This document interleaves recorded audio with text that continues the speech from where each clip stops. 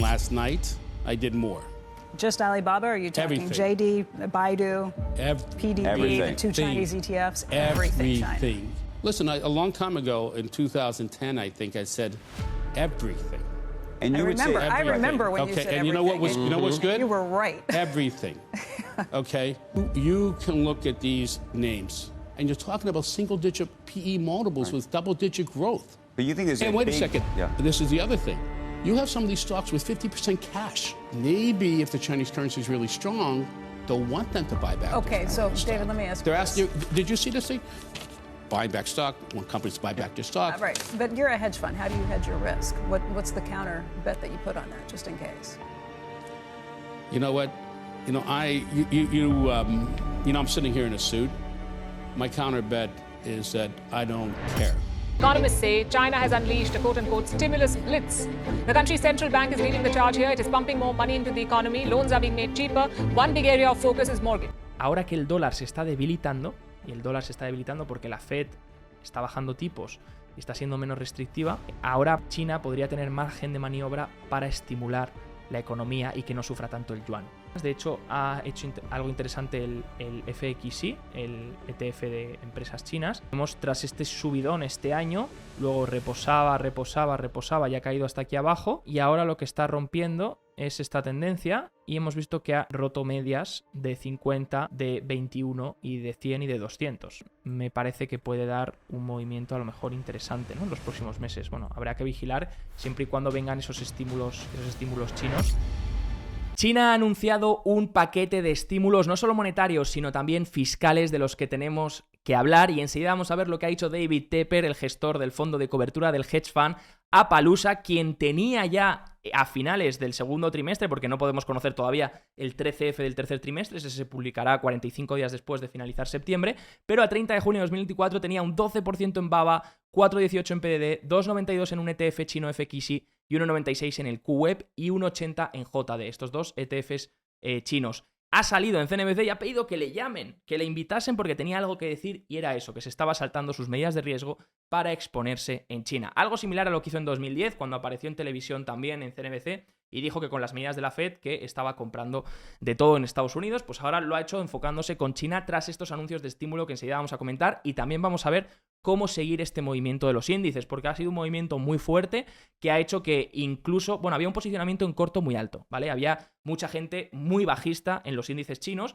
un 61% de las acciones del FXI, del ETF chino de grandes empresas, estaba en corto, estaba en posición vendida, y por supuesto, pues eso puede haber sido lo que ha generado la subida de esta semana, ¿no? Porque han tenido que recomprar esas acciones y eso al final genera un squeeze, y por eso hemos visto los gaps tan fuertes que hemos visto en el FXI. Fijaros estos fuertes movimientos al alza de días del 10%, luego otro día del 10%, dejando una verticalidad y un volumen impresionante. De hecho, se ha rumoreado, está Bloomberg informando, que algunos fondos de cobertura están atrapados en sus posiciones cortas después de tanta subida, ¿no? Entonces, si tienen que empezar a deshacer esas posiciones, pues podría todavía retroalimentarse. Aunque sí vamos a ver porque los ETFs están entrando en zonas de resistencia que hay que ver qué hacen a partir de aquí. Vamos a hablar también de Japón, ¿vale? En el informe de hoy, porque hay nuevo primer ministro en Japón y el Nikkei al cierre del viernes se cae un 5% aproximadamente, ¿vale? Ha caído fuertemente. Tenemos que ver qué es lo que está pasando con el yen, que es quien está marcando todo lo que está pasando en Japón, y también tiene cierta implicación en lo que pasa en Estados Unidos, que también vamos a comentar. Y por supuesto, lo que ha hecho el VIX el viernes, que ha subido un 10%, mientras que las bolsas se han mantenido, no se han movido mucho. Entonces vamos a ver todo eso, y por supuesto entra octubre, con lo cual es importante el mes de octubre porque nos acercamos a las elecciones que tenemos que tener en cuenta. Bueno, el bazooka de estímulo chino, si miramos por qué ha sido tan importante, porque han sido muchas medidas que hasta ahora no se habían tomado. O sea, ha sido el más importante hasta la fecha, por así decirlo, ¿no? Ha sido un gran paquete de medidas donde se han combinado medidas monetarias y fiscales. La parte monetaria, pues reducir los tipos de interés, reducir también los coeficientes de caja de los bancos. ¿Con qué objetivo? Con que los bancos presten más, que tengan mayor capacidad para prestar dinero. Ahora bien, necesitas que el consumidor también demande ese dinero, entonces puedes empezar a reducir los tipos de interés también en la deuda hipotecaria para ayudar e incentivar el mercado inmobiliario. También han creado una nueva facilidad para dar liquidez para comprar acciones a las empresas, entonces también para incentivar los buybacks, las recompras. Y por supuesto, una de las cosas también importantes, porque ha sido ese paquete estímulo más keynesiano, y fiscal que se ha visto es esos cheques que van a entregar a las personas en mayor dificultad, en mayor pobreza, ¿no? Que podría luego traducirse en cheques incluso a otras clases, a lo mejor incluso un poco más ricas, ¿no? Pero vamos, el objetivo de China es incentivar los animal spirits, los espíritus animales, con el objetivo de que el consumidor empiece a consumir, reactivar y salir de esa deflación por la que están atravesando, sobre todo por la parte inmobiliaria, y empezar a incentivar la economía. Por supuesto, lo primero que ha reaccionado son las bolsas, antes que la economía. Lo primero que reacciona son las bolsas, sobre todo cuando tienes un estímulo keynesiano tan importante, porque dicen, me cubro. Y al final lo que estamos viendo, y de lo que está aprendiendo China, de lo que ve de Occidente y demás, y de lo que está pasando en el mundo entero, es que al final los gobiernos están tirando de esas inyecciones de liquidez, de esos estímulos, de crear dinero, y al final parece que todo se soluciona así. Y al final, por eso estamos viendo lo que estamos viendo en algunos activos reales y financieros, como medio de protección ya a este tipo de medidas. Puede ser que eso es lo que reflejase el oro, tanta subida. Puede ser que eso es lo que reflejase el Bitcoin. Puede ser, es que puede ser que sean una protección ante este movimiento que estamos viendo. Pero ahora os voy a decir qué activos deberíamos seguir si queremos ver que realmente este movimiento surge efecto y continúa desarrollándose, ¿no? Porque hasta ahora, lo que os decía, estos cortos han ido cerrando y por eso hemos visto esta verticalidad en precio. Ahora en el FXI, el ETF de grandes empresas chinas, fijaros que estamos haciendo básicamente una caja desde 2022, si la vemos aquí, una base desde 2022 en el suelo, y ahora lo ideal sería empezar a salir de esta base, que ni siquiera hemos salido aún, ¿vale? Hemos tenido el primer movimiento por seguramente cierre de cortos, tan vertical y con mucho volumen, porque ha traído muchos flujos el FXI tras estas noticias, y ahora tenemos una resistencia justamente donde estamos, justamente en el nivel donde hemos cerrado el viernes, que de hecho ahí es donde ha hecho un poco de resistencia, en los $32 en el ETF, y luego tendríamos la otra, que sería este máximo de 2022, ¿vale? Entonces, una vez saliésemos de ahí, sería lo ideal, porque empezaríamos una nueva fase, a lo mejor, de subida. Ahora bien, hemos subido muy rápido, ¿vale? Y la verticalidad podría seguir si estos fondos de cobertura empiezan a deshacer posiciones, empiezan a cerrar los cortos. Lo que pasa que lo lógico también sería ver algún tipo de retroceso. Aunque eso es lo que todo el mundo está esperando, ¿eh? También os digo, todo el mundo esperando un retroceso para decir, oye, a lo mejor pillo un poco de chinas y demás, ¿no? Pero bueno, lo lógico con tanta verticalidad es que en algún momento te topes con un retroceso, aunque sea intradiario. Y ahí lo que habrá que ver, lo importante yo creo a partir de aquí en el FXI es no perder este nivel, no perder el nivel de mayo.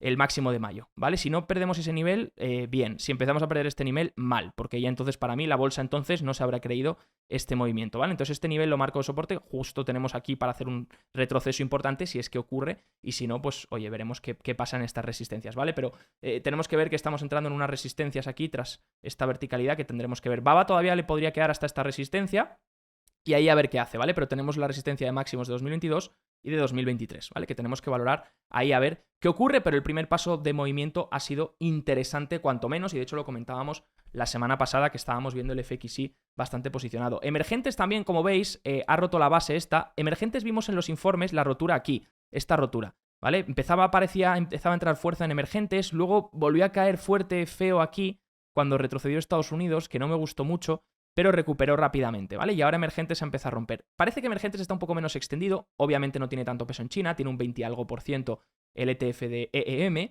pero Emergentes, si tuviese un pullback a esta zona y no perdiese esta zona, también sería interesante si a lo mejor queréis ver algo que no tenga tanta exposición china. Si queremos que el mercado global se crea esta recuperación china, ¿qué debemos vigilar? Pues debemos vigilar todo lo cíclico. Es decir, si realmente el mercado global se empieza a creer que China lo va a empezar a hacer bien, no solo las acciones chinas serán el barómetro, sino que el resto de industrias más cíclicas a nivel global, materias primas, metales industriales, sectores cíclicos, consumo de lujo en Europa, casinos en Estados Unidos, todo eso que está muy relacionado con la economía china y cómo le vaya al consumidor chino, entonces va a ser muy importante. Porque imaginad que por un momento vemos que las bolsas chinas siguen subiendo y que este tipo de industrias, el cobre, los casinos, el lujo, el petróleo, todas las materias primas lo empiezan a hacer mal, pues entonces no se estarán creyendo este movimiento chino. Mientras que si todo esto lo hace bien, entonces tendremos esa doble confirmación, ¿no? Fijaros, Fanstrat comparte la correlación de estas industrias a el índice chino, al FTSE China 50.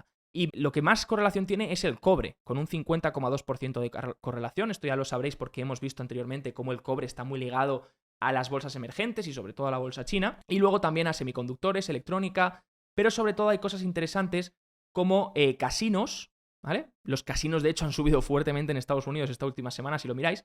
Y también, por ejemplo, las marcas de lujo, consumo discrecional lujo. Entonces, todo lo cíclico así relacionado con el consumo chino debería mostrar, ¿veis? Luxury Products, debería mostrar también comportarse bien para que tengamos esa doble confirmación. Es una forma de seguir esta doble confirmación. Y si no te quieres exponer a China, pero crees que el consumo chino podría recuperar, podrías exponerte a este tipo de industrias. Pero claro, esto va a ser en función de si estos estímulos funcionan, si el mecanismo de transmisión funciona y si hay más medidas. Porque muchos expertos que he leído, economistas que he leído, que respeto mucho, están diciendo que vale, que lo que el mercado está descontando es que va a haber más medidas, pero esas medidas también tienen que llegar, ¿vale? Y luego, bueno, veremos cómo va reaccionando la economía, porque también esto es importante que luego se traduzca a una recuperación económica, no solo a un movimiento de bolsas. Como veis, los metales industriales, sobre todo el cobre, están ligados a esta actividad china. Entonces, si empezásemos a ver a los metales industriales volver a caer, cobre, plata, otra serie de metales industriales, pero sobre todo el cobre, entonces tendremos que vigilar un posible retroceso en China, ¿no? Entonces,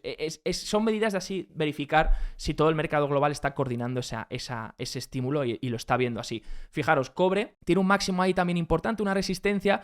Vamos a ver qué ocurre en esa resistencia. Si viésemos el cobre romper resistencias y el FXI, como hemos dicho, los índices o ETFs chinos, romper esas bases que hemos visto, esas resistencias que tienen, oye, pues eso sería una confirmación bastante positiva, ¿no?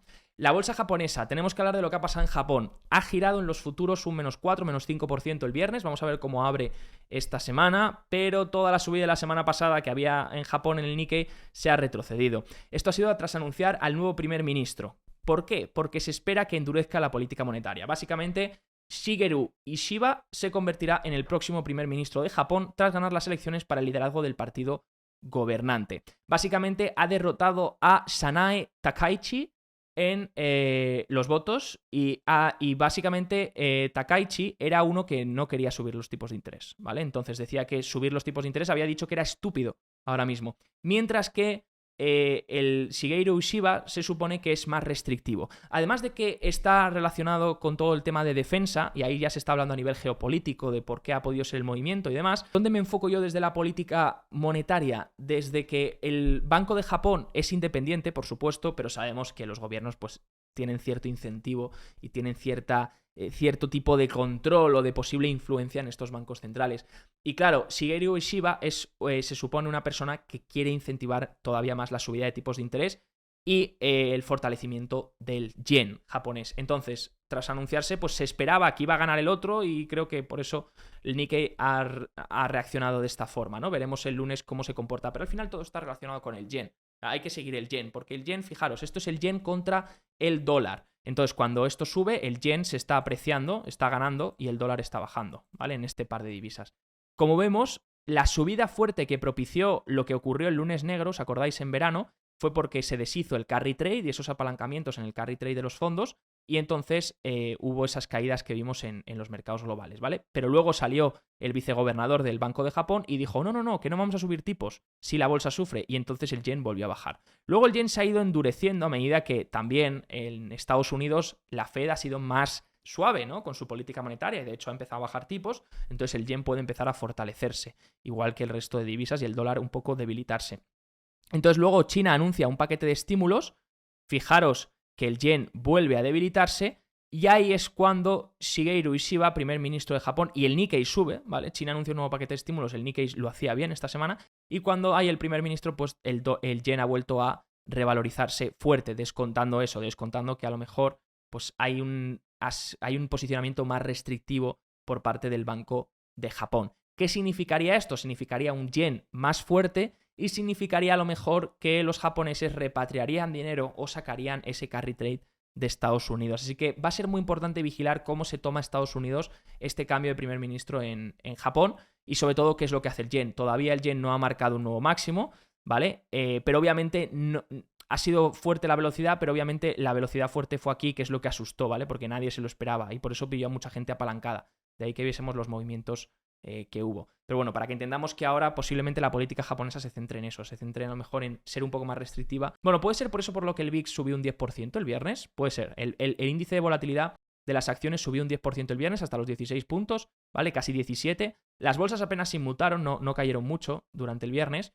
El MOVE, que es el índice de volatilidad de los bonos, que es el que yo miro, porque tiene que haber doble confirmación. Si el VIX se dispara y el MOVE no se dispara, pues entonces el MOVE para mí tiene más relevancia y entonces no veo el riesgo. Si en cambio el MOVE se dispara y el VIX también, entonces empieza a haber un riesgo. El MOVE ha subido ligeramente, pero vamos, sigue en unos niveles controlados. Sería si el MOVE empieza a subir por encima de 115 o algo así, cuando me empiezo a preocupar. ¿Vale? Ahí es cuando empiezo a preocuparme porque el mercado de crédito está asimilando una mayor volatilidad y eso no suele ser bueno. Por ahora el VIX moviéndose, puede ser que porque empieza octubre y nos acercamos a las elecciones. ¿Qué es lo que lo ha hecho bien esta semana? Bueno, los índices estadounidenses tampoco se han movido mucho, han subido un 0,5, un 0,89 en el Nasdaq 100, en el equiponderado que sigue subiendo más en la semana, un 0,84 y con menor volatilidad si miramos el año entero. Y por supuesto las small caps no lo han terminado de hacer del todo bien esta semana, aunque os traigo un gráfico interesante para luego. Mid caps más o menos decentes y sobre todo big caps algunas han destacado. Hemos visto otra vez movimiento cíclico esta semana, sobre todo con industriales, cíclicas, materiales básicos y también semiconductores y tecnología. Puede ser por lo que ha ocurrido en China, puede ser el posicionamiento sectorial perfectamente posible por lo que ha ocurrido en China y enseguida os lo muestro. China, por supuesto, el FXI un 18%, emergentes un 6% también y hemos visto el oro y la plata seguir haciéndolo bien. La plata que está en una resistencia que tenemos que vigilar, ¿vale, gente? La plata tiene aquí una resistencia, no parece que esté rechazando toda hora fuertemente, pero me encantaría que pronto rompiese esto. Si empezamos a romper $30 en el SLV, eso es positivo para la plata. De nuevo, la plata lo va a hacer bien si el cobre lo hace bien y si se cree la recuperación china. Fijaros que al final todo está ligado. Nos podemos creer, el mercado global se puede creer la recuperación china y entonces todo lo cíclico, todo lo industrial, todo lo relacionado a los metales industriales va a empujar, o no se puede creer eso y entonces va a volver a percibir una mayor desaceleración, una mayor deflación, caerían los metales industriales, caería lo cíclico y el mercado se posicionaría más en defensivo y caerían las bolsas chinas. Entonces, aquí es las dos bandas que se están jugando y tenemos que percibir todos esos movimientos de activos para ver cuál es el mercado la que está descontando y dónde se está posicionando, ¿no? Entonces, una rotura de la plata sería interesante para la plata para poder hacer una nueva extensión, porque el oro sí que está subiendo una barbaridad, pero parece que no para y no retrocede cuando esperábamos cierto retroceso a lo mejor a medias,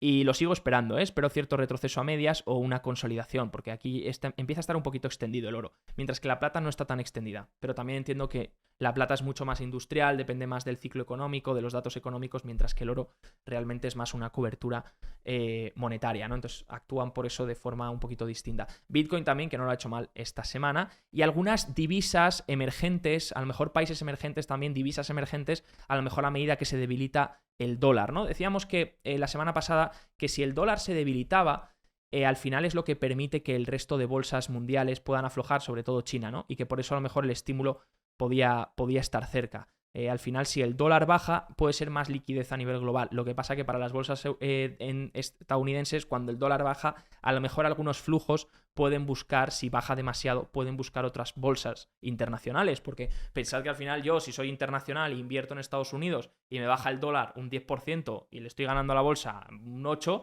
estoy perdiendo pasta. ¿Vale? Entonces tenemos que tener eso en cuenta, sobre todo para los inversores extranjeros.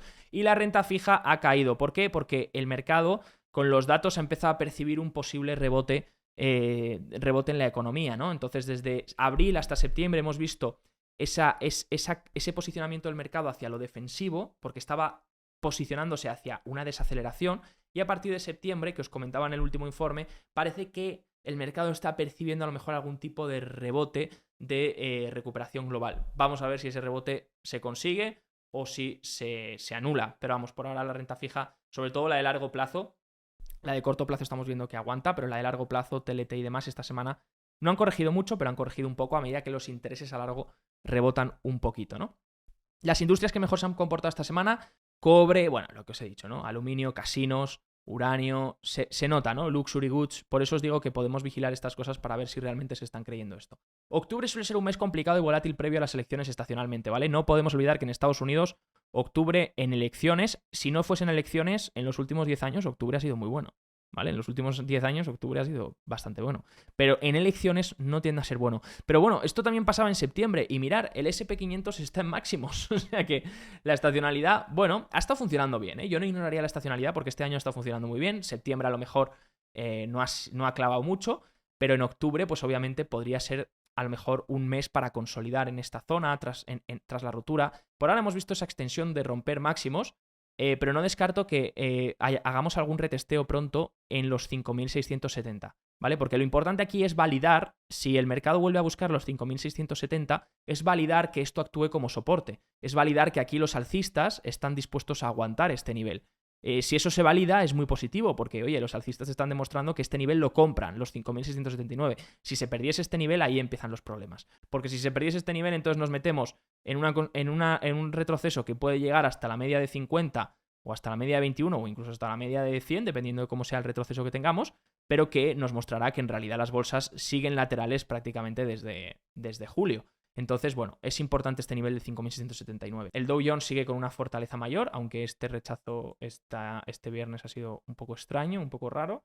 Así que vamos a ver este rechazo ahora cómo se comporta esta semana, viniendo con todo lo de Japón y demás. Pero bueno, un ojito esta semana simplemente para lo que está pasando en Japón y ver cómo podría influenciar y por el aumento de la volatilidad el viernes, ¿no? El vídeo de hoy está patrocinado por Bison Trade, el broker online de Miralta Bank, entidad española regulada y supervisada por el Banco de España y la CNMV. Su objetivo es dar un servicio de alta calidad poniendo foco en las siguientes áreas: seguridad, banco y broker regulados, multiplataforma, tecnología avanzada, acceso a multiproducto, acciones, fondos, renta fija, opciones, divisas y mucho más. Y mi parte favorita, la educación y formación para los clientes. Ofrecen tarifas muy competitivas en relación a otros bancos españoles. Visita bisontrade.com y podrás ver más información o probar su plataforma demo. En mi opinión va a depender toda esta semana en Estados Unidos del dato laboral, del dato de empleo, pero no del que os pensáis de nóminas no agrícolas y tasa de desempleo. Creo que el anterior, el que viene el martes, os voy a enseguida contar el porqué. El PCE, inflación, se ha conocido esta semana, dato de inflación del favorito de la Reserva Federal. Ya está en el 2,2% anual, ¿vale? Ya está en objetivo. Entonces la Fed ya ha llegado al objetivo de inflación. Desde el Jackson Hole lo que vimos es que ahora la Fed está más preocupada por el crecimiento y por el empleo más que por la inflación, ¿vale? 2,2%, en mensual creo que fue un 0,1 como se esperaba, así que un dato bueno. La subyacente, la core, la que es la medida subyacente, la que excluye comida y energía, parece que se ha estabilizado en el 2,6%, ¿vale? Fijaros en la línea blanca, que es la core. Fijaros que desde hace unos cuantos meses, de hace 1, 2, 3, 4 meses más o menos, se está estabilizando en el 2,6%. Esta es normal que esté un poquito más alta, la subyacente, ¿vale? ¿Por qué? Porque tiene todavía componentes que son más pegajosos, que tardan más en reflejar la desinflación, sobre todo servicios, ¿vale? Fijaros que la parte naranja, que es la de servicios, ha repuntado este mes. Y por supuesto, servicios sigue siendo la parte. Servicios de transporte y también todo lo que es relacionado con vivienda es lo que sigue influenciando que este PCE subyacente esté en el 2,6% estabilizando, ¿no?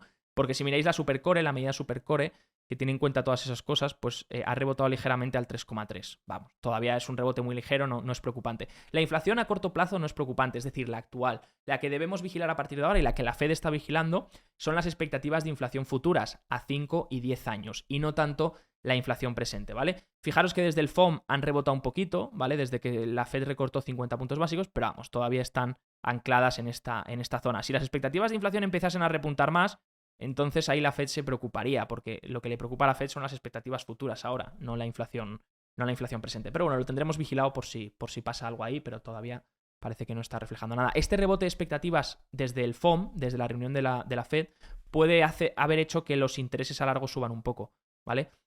Los intereses a largo han subido un poquito más estas últimas semanas, por eso, porque están percibiendo a lo mejor ese rebote, pero vamos, tampoco ha sido un rebote espectacular, pero los intereses a largo podrían irse al 4%, ¿vale? No lo olvidemos, el 10 años ahora mismo está en el 3,7, no descarto que volviese a ver el 4%.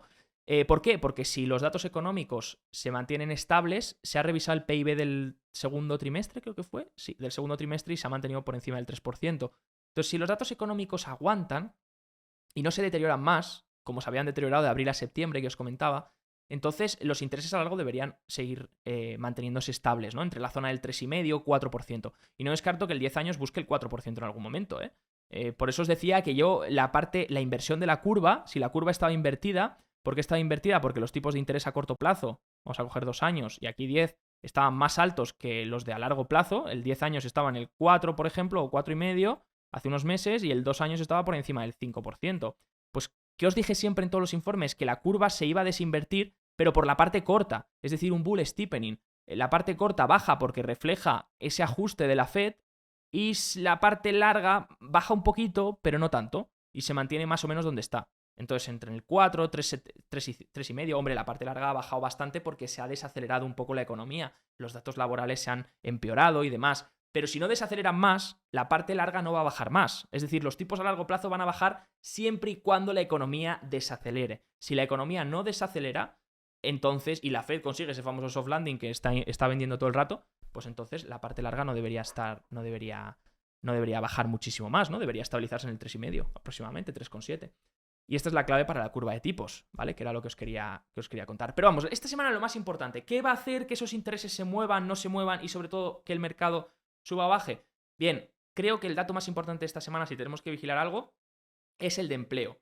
El dato de JOLTS, ¿vale? Porque el viernes tenemos nóminas no agrícolas, que ya sabemos que salieron bastante mal el último dato y que Powell ya ha recalcado, oye, las nóminas agrícolas no están muy bien, se están sobreestimando porque se están revisando todos los meses atrás. Entonces esperemos, lo primero que espero es que esto no se revise, porque si se revisa ya es una mala señal, ¿vale? Entonces, seguramente se revise, porque siempre lo revisan, pero vamos, a ver cuánto se revisa. Luego, la tasa de desempleo en el 4,2 y se espera que aumente al 4,3, ¿vale? Una décima, y las nóminas se esperan en 130, 12.000 por debajo de lo que se ha visto el mes pasado, pero no sabemos todavía cuál es el dato real del mes pasado porque vamos a ver que se revisa seguramente. Bien, también tenemos PMI manufacturero y de servicios. Vamos a ver cómo está la economía en los PMIs. Los PMIs regionales manufactureros rebotaron, pero luego el del S&P Global, el que es flash, el que es la lectura adelantada, que es otro proveedor, no es el ISM, es el S&P Global, mostró una debilidad en el dato manufacturero. Me sorprendió porque los regionales estaban rebotando. Vamos a ver qué dice el ISM. Pero dentro de los datos de empleo, creo que hay un dato especialmente importante, que son las JOLTS, las Job Openings. ¿Por qué? Y aquí voy a pararme un minuto a explicar lo del tema del empleo. ¿Recordáis que cuando vimos el tema del empleo y lo analizamos, decíamos, lo que está pasando, lo primero, ha habido una pérdida de la calidad, empleos a tiempo completo se transforman en empleos a tiempo parcial y la gente tiene 2, 3 empleos para poder vivir en vez de uno de alta calidad, ¿vale? Eso lo primero, pérdida de calidad desde 2022-2023. En 2024 lo que está empezando a pasar es debilidad en la contratación. Y eso es importante, porque si debilitas la contratación, cuando empiecen a despedir, el mercado laboral puede entrar en una recesión. Entonces, ¿qué hay que vigilar? Hay que vigilar que la demanda se mantenga. Es decir, empiece a mejorar a partir de aquí y no se debilite más, o empiece a consolidar. Porque hasta ahora no hemos tenido despidos. Fijaros, las peticiones iniciales de desempleo ha salido la semana anterior un muy buen dato. Y de hecho la media de 4 semanas, como veis, siguen 224.000. Ha reducido en las últimas semanas, como podéis observar. Peticiones iniciales de desempleo no están mostrando que la gente esté pidiendo esa petición de subsidio por desempleo todavía. Entonces todavía los despidos no se están disparando. Las empresas todavía no están despidiendo de forma masiva, pero lo que están haciendo es contratar menos. Por eso tenemos que mirar las JOLTS, porque las JOLTS muestran las vacantes de empleo que estas empresas están buscando. Si las JOLTS que se espera que reboten, previo consensus, que se esperan que sean en 7,65 millones, salen mejor, eso será una buena señal para el empleo. Si salen peor, es una mala señal porque entonces la contratación se está debilitando. Entonces creo que el mercado va a mirar mucho a estas JOLTS que salen mucho antes que los datos de empleo, ¿vale? Sea como sea, mientras tanto en Europa, el BCE ya está poniendo el foco en el crecimiento, ¿vale? Y esto es importante. El Banco Central Europeo, a diferencia de la Fed, no tiene un mandato de crecimiento, tiene un mandato únicamente de inflación, ¿vale? Aún así, el BCE parece que Isabel Schnabel ha dado una presentación esta última semana donde hablaba de que la inflación ya está llegando, por supuesto, al objetivo y donde la parte del PIB real se está debilitando, ¿no? Sobre todo los PMIs también, que fijaros, los PMIs en Europa han estado mucho peores y esta última semana los PMIs, sobre todo en Francia y demás, han salido bastante desastrosos. Las encuestas a los managers de empresas, ¿vale? A los gestores de compras de empresas. Y están en contracción, la mayoría, servicios casi entrando en contracción. Entonces, pues el BCE como que se está dando cuenta que a partir de aquí podría seguir bajando tipos para un poco incentivar el crecimiento, ¿no? Claro, el BCE posiblemente en octubre baje otra vez los tipos de interés, ¿vale? Entonces eso significa que el Euribor posiblemente siga bajando. Luego ya los tipos a largo dependen un poquito más de cómo lo haga la actividad económica, pero vamos, seguramente los tipos en el BCE bajen. A ver, ¿qué significa y se traduce todo eso, gente? Se traduce en que las cuentas remuneradas, si el BCE sigue bajando tipos, las cuentas remuneradas van a pagar menos. ¿vale? Entonces, si las cuentas remuneradas pagan menos, tienes que buscar para ese efectivo, ese fondo de emergencia que quieres dejar paralizado, tienes que buscar otras opciones que te paguen ese interés mejor. Porque las cuentas remuneradas, si el BCE mañana baja otros 25, van a bajar al 3%. Y venían del 4%. Entonces, puedes fijar fondos de ultra corto plazo.